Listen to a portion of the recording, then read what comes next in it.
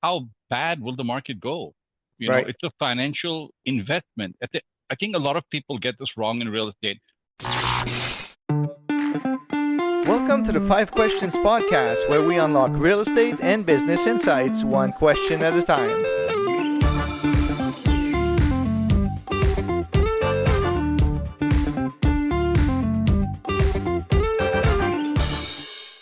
Welcome to the Five Questions podcast. I am your host, Mario Lamar. Our guest on today's show, he is an international real estate investor. With his experience and insights, he helped many Canadians invest in the US real estate market, and he is a award-winning real estate investor. Danny Sai. Danny, thank you so much for being on the show today with us. Thank you, Mario, and thank you for the introduction. I like to keep it very simple, but the whole media is full of a lot of shiny objects and shiny titles, but I'm just a simple real estate investor. Thank you. Well, that's good, but we're going to poke your brain because you did some great stuff with real estate, and I want to learn more about it. The concept of the podcast is five questions about real estate or business, and we get straight to the point. You ready? Let's go. Okay. So your journey spans continents, many continents, from Asia to Canada to the US. I want to ask you, what initially drew you to international real estate investing? And maybe how did you navigate these unique challenges of each market? That's a great question, Mario. Mario, I was born in Hong Kong, and gold is cheaper than real estate in that island. Wow. Affording a home for myself was close to impossible.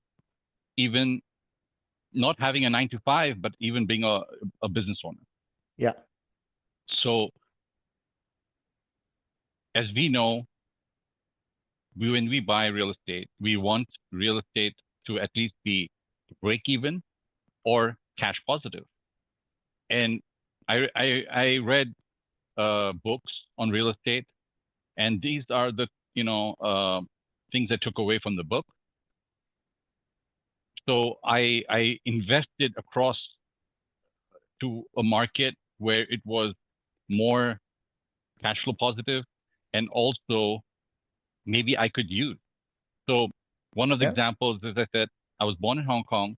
I invested in China because it was a great market.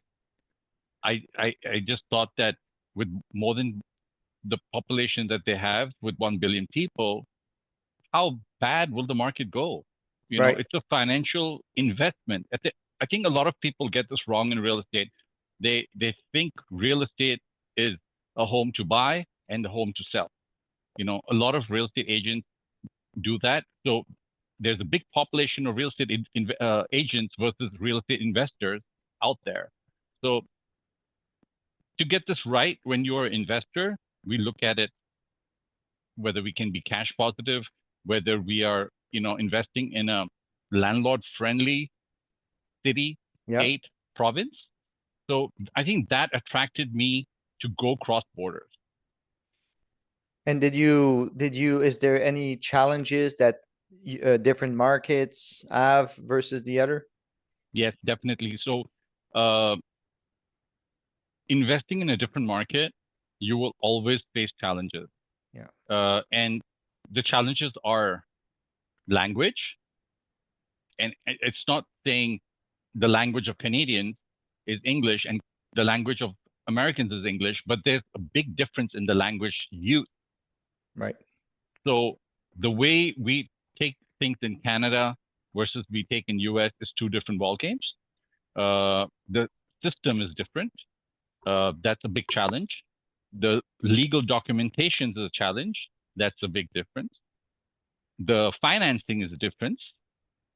Yeah. So there are a lot of challenges. So that brings us to our second question, because being investing in different markets, also sometimes we need to learn about these different markets. And you openly shared about doing mistakes in your early days of investing. Yes. Can you walk us through maybe one moment uh, and how it shaped your investment philosophy for today?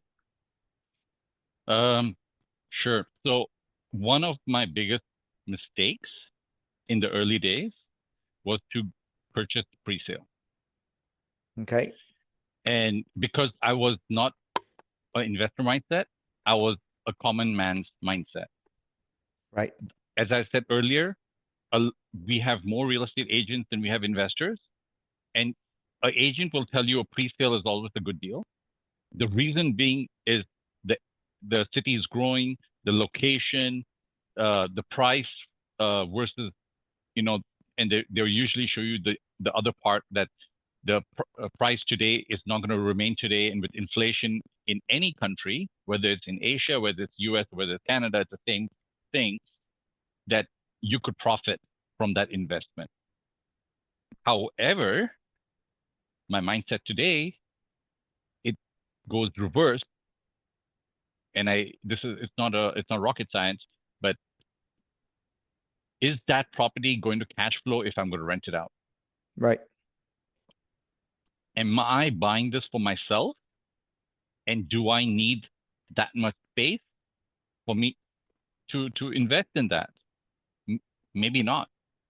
Well, the number one thing that investors, and that's the basic, your property should cash flow because you can maybe swing it by a little bit of time, but you can't grow a business if none of the properties cash flow. Yeah. So you said it spot on, Mario. If this is going to be a business, it has to work for itself versus you working for it all your life. Yeah. So that's the change in my mindset today. So that's a very important point that our listeners should take away from this is one of and the biggest mistakes that most investors do in their early stage is they fall in love with a property instead of treating it as a business. And Hmm. in your case, like you mentioned, cash flow was maybe missing a little bit in the early stages, and then now you're shifting, or you shifted for a while now, but your mindset on treating it as a business and how you can grow from one property to the other. Yeah. I have this philosophy today. I when one has pain, it's very painful. Yeah. But when one converts the pain, it becomes very powerful. Yeah, absolutely. Because you'll never make that same mistake twice. Yes, sir. Yes, And you sir. can teach others not to make that same mistake.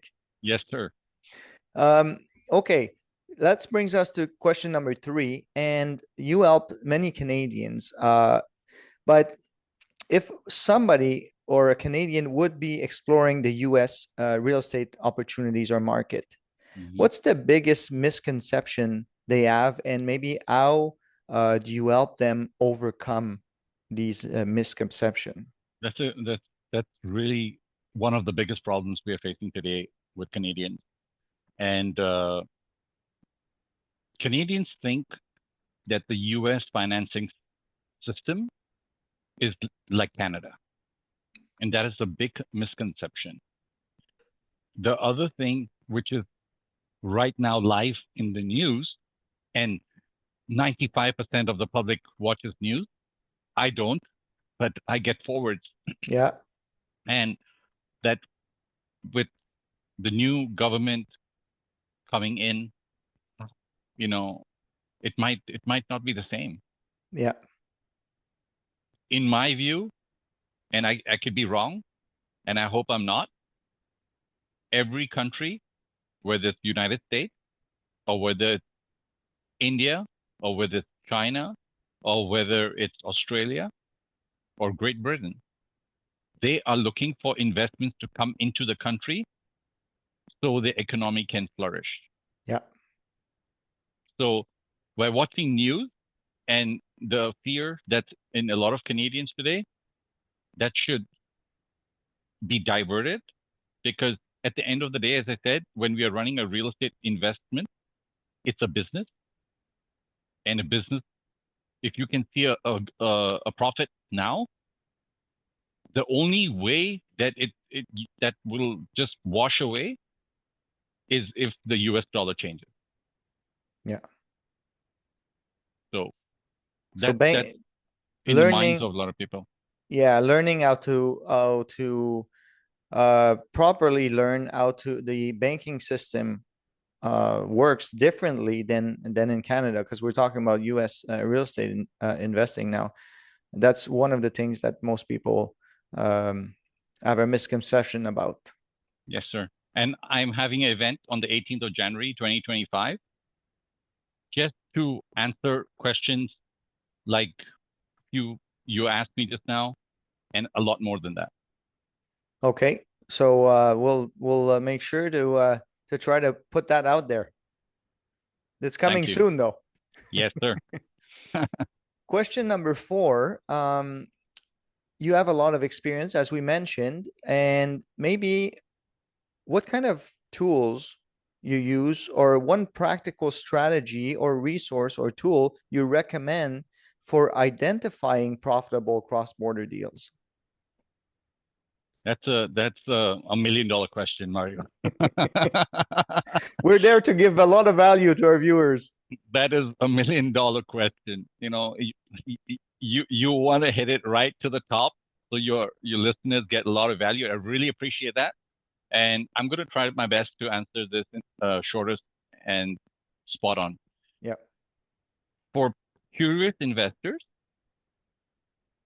they can go to public websites such as Zillow.com, Realtor.com to find deals. Okay. However, if you want to run an investment business in the US, you've got to have a lot more experience to go into public records, access public records, such as county records,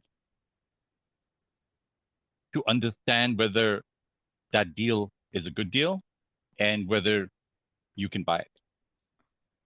There is I love your answer, because there's something to differentiate just buying a few properties and growing a real estate business.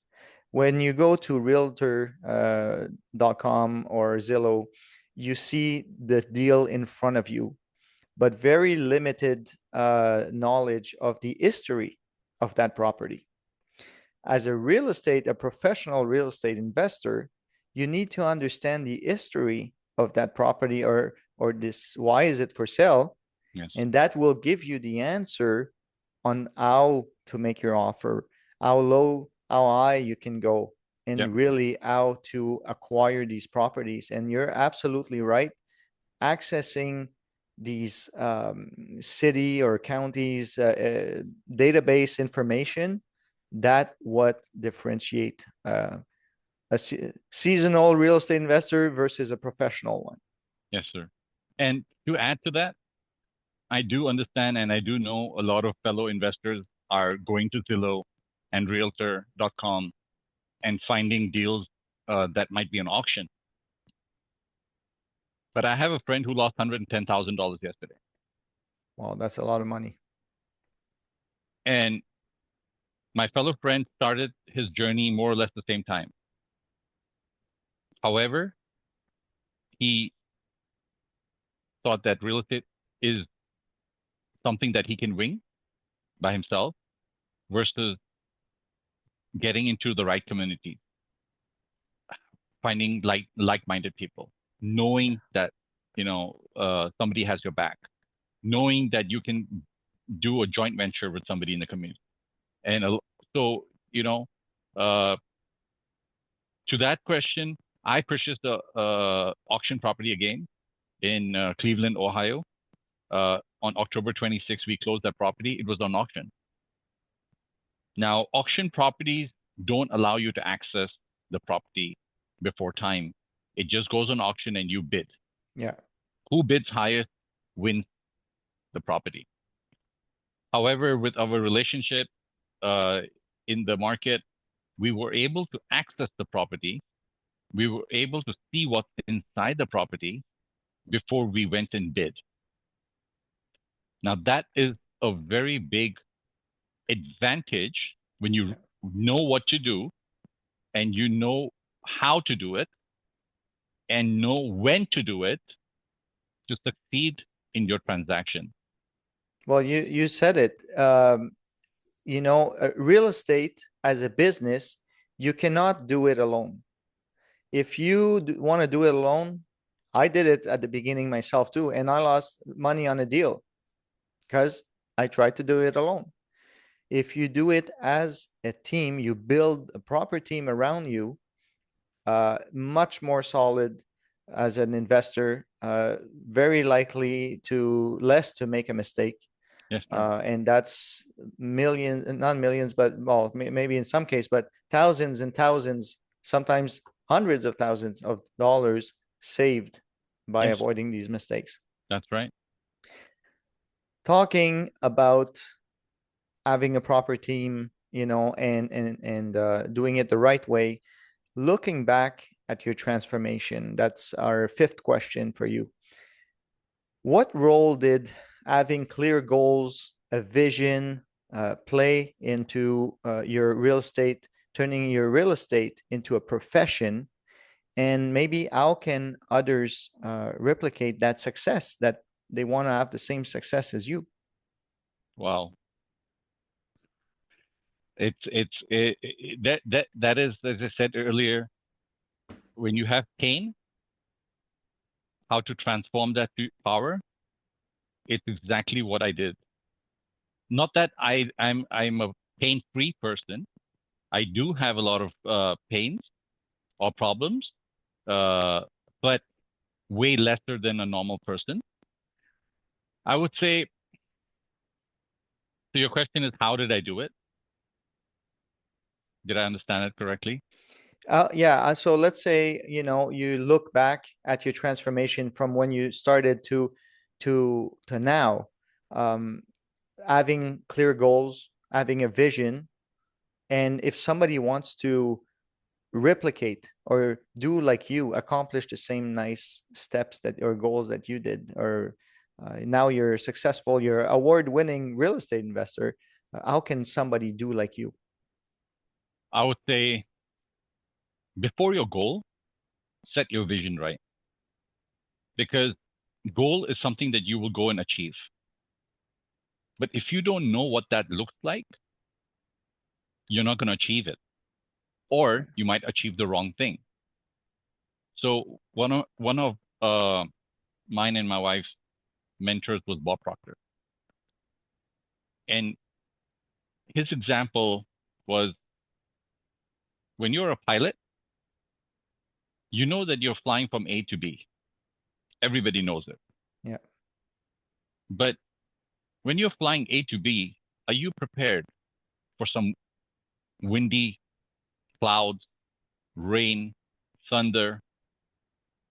And that's the vision, right? When you are setting your goals, let's say you're setting your goals in normal life that you are trying to achieve $1 million. Now, if you get $1 million, Mario, will you be satisfied and happy? Most people are. I won't, because it's Okay, not about the end goal in my mind. right. So a lot of people, pray that they can reach $1 million, and then when they reach $1 million, they say this is not enough because the vision was wrong. Yeah. The vision, if in the first place they could think big and they could expand their mind and think $10 million, it's just an extra zero, Yeah. and then make the goal in those steps. Now, remember, $10 million is not going to be achieved in one day or in 1 month. This is a long-term vision. Now, when you have expanded your vision, you will set your goals. Yeah. The goals are set based on how big your vision is. If your vision is small, your goals are small. When your vision is huge, your goal list will be huge too. But guess what?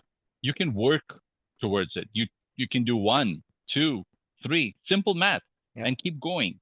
And you might get stopped when you're going on your goal, when you are writing your vision. It takes a lot of time. Yeah. I give the example often of a staircase. Hmm? You know, if it's a big staircase, you don't just climb it in one step. Hmm. It's each step is a goal. You Hmm. do one step at a time, one goal at a time. Hmm.